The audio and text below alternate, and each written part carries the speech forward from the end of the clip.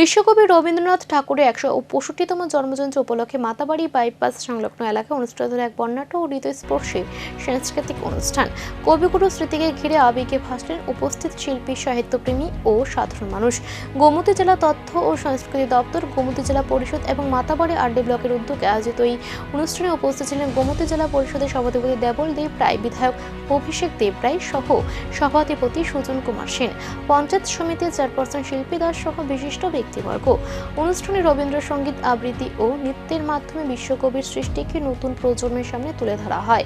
বিভিন্ন বিদ্যালয়ে ছাত্রছাত্রীদের অংশগ্রহণ অনুষ্ঠানকে আরো প্রাণবন্ত করে তোলে।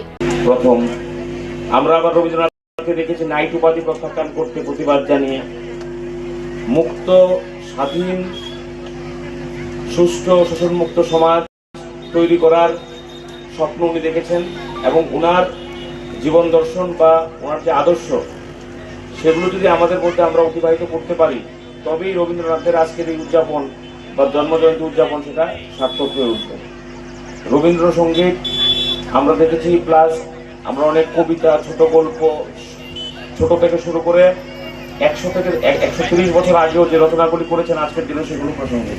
সময়ের সঙ্গে বদলাচ্ছে প্রযুক্তি, বদলাচ্ছে জীবনযাত্রা, কিন্তু বদলায়নি রবীন্দ্রনাথের আবেদন। আজও তার গান, কবিতার দর্শন মানুষকে নতুন করে ভাবতে শেখায়। মাতাবাড়ির এই রবীন্দ্র জাগরণ যেন আবারও মনে করিয়ে দিল কবিগুরু শুধু ইতিহাস নয়, তিনি আজও প্রতিটি বাঙালির হৃদয় স্পন্দন।